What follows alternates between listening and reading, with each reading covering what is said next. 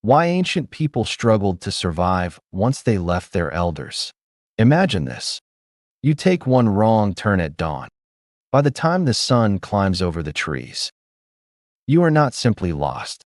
You are illiterate inside the world. There is no map in your hand. No pharmacy waiting beyond the next ridge. No weather forecast humming in the background.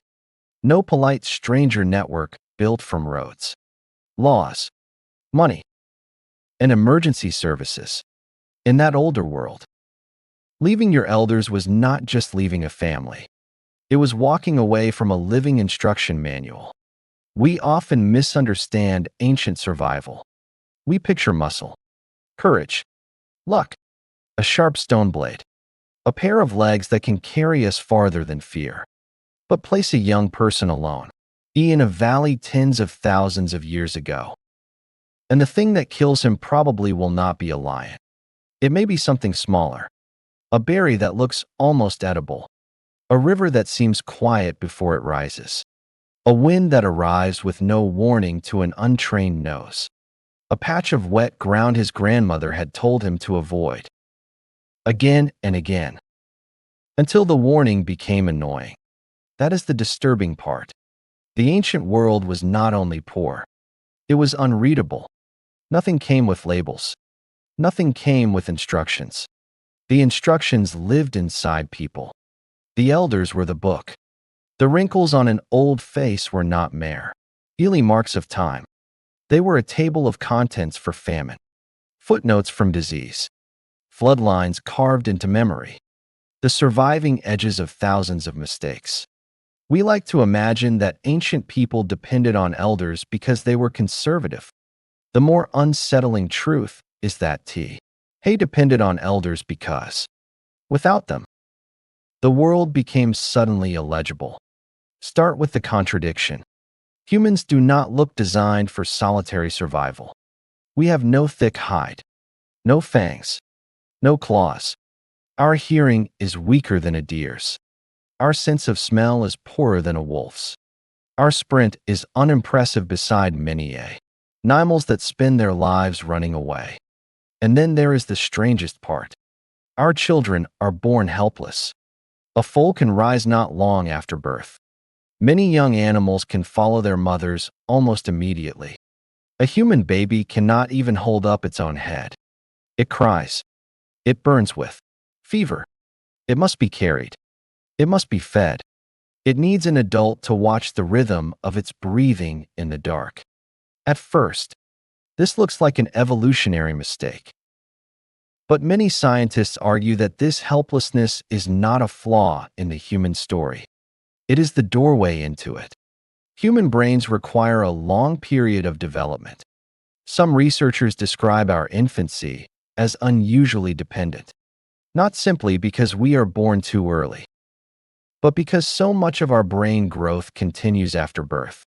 In plain language, human beings moved part of development out of the womb and into the world, and that world had to catch us.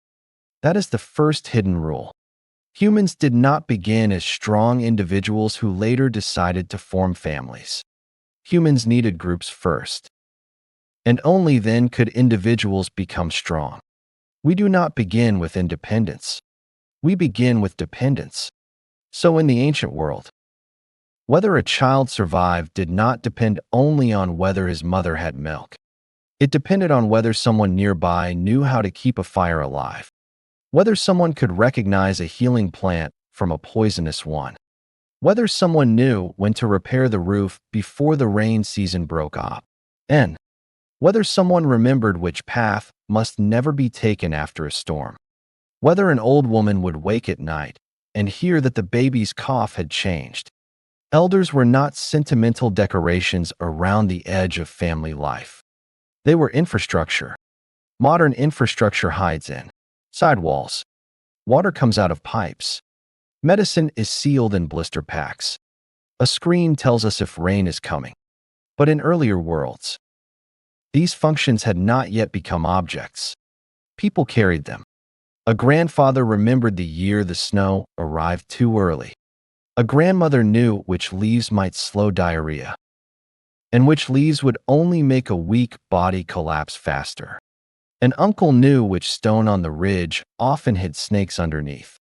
An aunt knew that when a certain neighboring group came to trade salt, the children should not be standing near the doorway. These pieces of knowledge sound small, but ancient lives often hung from small things. The hidden mechanism is not romantic. It is cold. It is called cultural transmission. In simple terms, the people who survived taught the people who had not yet made their first fatal mistake why they were still alive. Anthropologists and evolutionary thinkers often place this inside a larger idea called cumulative culture. That means one generation adds something. The next generation does not have to start from nothing. And human knowledge thickens over time. The shape of a stone tool, a migration route, a rule for dividing food, a habit for watching children. None of these came from one genius waking up beneath a dramatic sunrise. They were built from trial, loss, repetition, and memory. More precisely, they were built around the empty spaces left by people who did not survive. That is the shadow beneath ancestral knowledge. Every old rule may contain a death. Why can you cross that river in winter, but not in spring? Because someone once tried in spring. Why must you not eat that mushroom? Because someone once did, and did not wake up. Why should the fire be lowered when a certain bird calls at night? Because it may mean animals nearby are disturbed, or because the wind is changing, or because elders noticed a pattern long before anyone had the language to explain it. Experience is not the ornament of wisdom.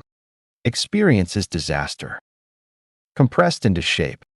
Modern people like to say that the young must leave home to discover themselves. Today, that can be a form of growth.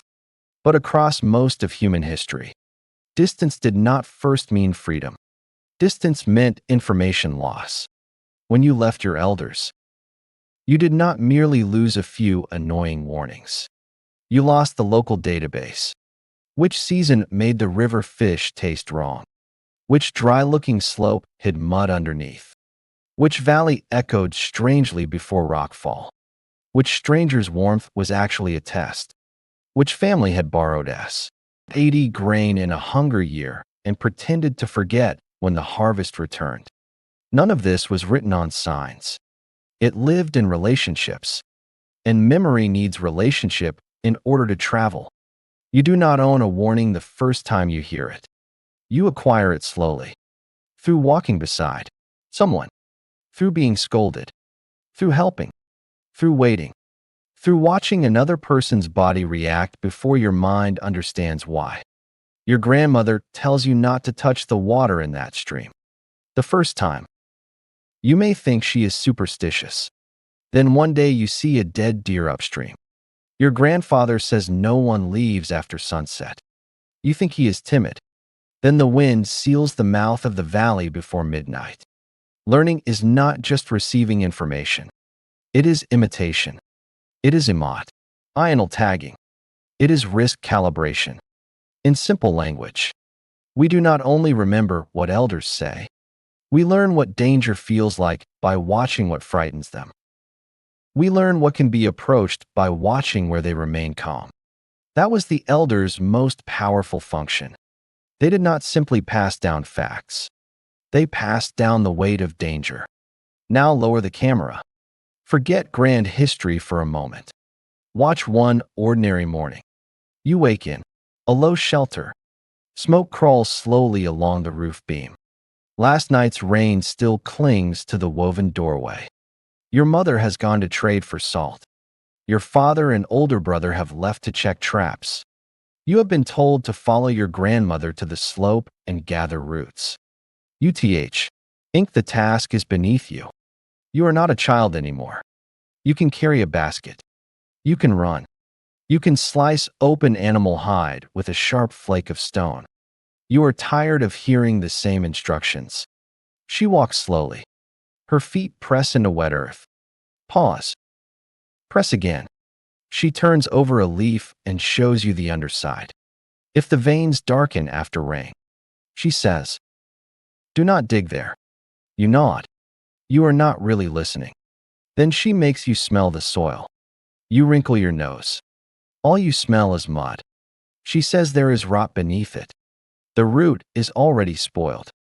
You think she is wasting daylight. The sun is rising. You want to fill the bas. Get quickly.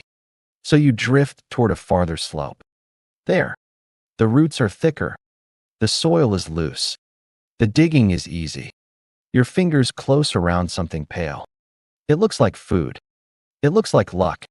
You drop it into the basket. When your grandmother sees it, her face changes. She does not shout. She simply takes the root, throws it into the fire, and lets the smoke answer you. It rises sharp and bitter. Your throat tightens. Only then do you understand that some knowledge does not first explain itself. It saves you. Then it lets you understand later. Ancient children grew up in moments like this. Not in classrooms. Not in OKs. In the sudden grip of an old hand around the wrist. In a harsh look that stops a foot before it enters the grass. In a silence that forces patience. In a humiliation that later reveals itself as protection. This is why leaving elders was so dangerous. Much of what mattered could be fully explained ahead of time. It depended on the scene. Smell. Moisture. The softness of ground under the heel. The direction in which birds lifted from the trees. Whether a stranger's eyes flicked toward your food bag as he spoke. These details do not have fixed answers.